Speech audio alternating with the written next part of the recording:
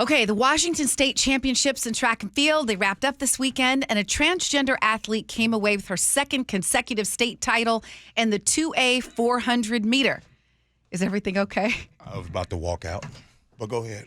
Okay, so should I keep talking? Yeah, keep going. Okay, Veronica Garcia of Spokane did this despite a brutal response from spectators. According to the Seattle Times, while she warmed up before the race, a man near the starting blocks wearing an American flag shirt that read "Save Women's Sports" repeated "Let's go girls" and "girls race." Then at the podium, as she was named the winner, people booed. I mean, there were other things too. In Washington, there are fewer than 10 transgender student athletes who participate in girls sports. WIAA rules allow them to participate in a sport that aligns with their gender identity. Now, Gee, because I know you have some thoughts on this, I was at an event Friday night, and you know how you overhear conversations? Yeah. And I'm overhearing these people talk. Okay. And one of them just says, look, I know there are so many sides to this issue. And so she just wanted to put aside the politics around the issue. And she said, but booing the kid, you know, that was her. Like she was saying, regardless of where you stand, is this the right approach to like boo the kid, harass the kid? It's still, her point was it's still a teenager. Agreed. We talked about last year when this very topic came up. We talked about that. No, I don't agree with the boo. Yeah. What are your thoughts on how we... you want me to go first? Yeah. Okay. I'm going to need you right now. Okay. Two things. Speaking as first of all, I support people who want to own like their identity and live authentically. I support that. And at the same time, I can't ignore biology if an athlete has gone through puberty, you know, that kind of thing. And if I'm a parent of an athlete and there's a competition like this, I do have a problem. I really like something that California recently did because they have a transgender athlete at the center of this debate.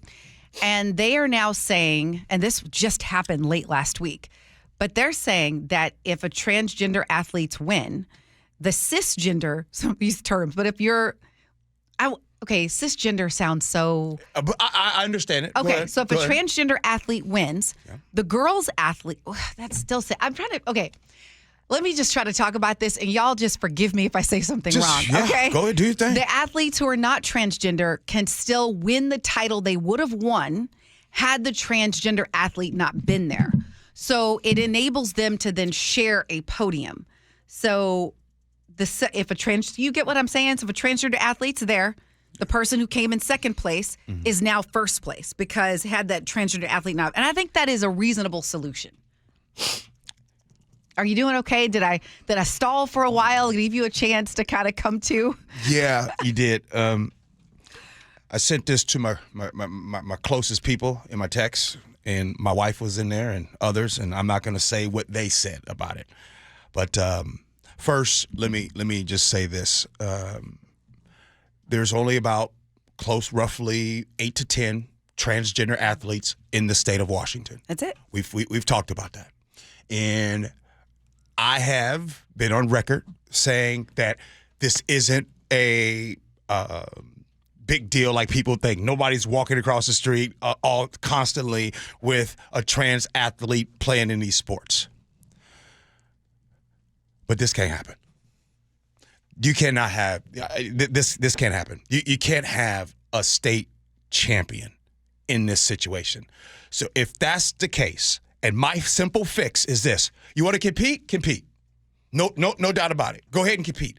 But you cannot be the champion of a women's 2A. In this case, it was 2A for the state of Washington, where there is 1A, 2A, 3A, or 4A. You can compete, but you can't be the champion. That is my fix to this. Yes. What about the sharing of the podium? No. Why? No. Because to me, that feels inclusive, and it also honors the. No. What's your issue with it? I want to know what your issue is with the sharing of the podium. I don't want to do the sharing of the podium. It is like when you go on your resume or an athletic recruiter, they're not going to say, "Oh, did you have to share it with the transgender athlete?" They're just going to see that you were first place. Yeah, I think it's a good fix. Okay. I'm just telling you, like, you agree with the California, and I think, okay, great. There's somebody trying to come with a solution. I'm saying I'm keeping it a buck with y'all.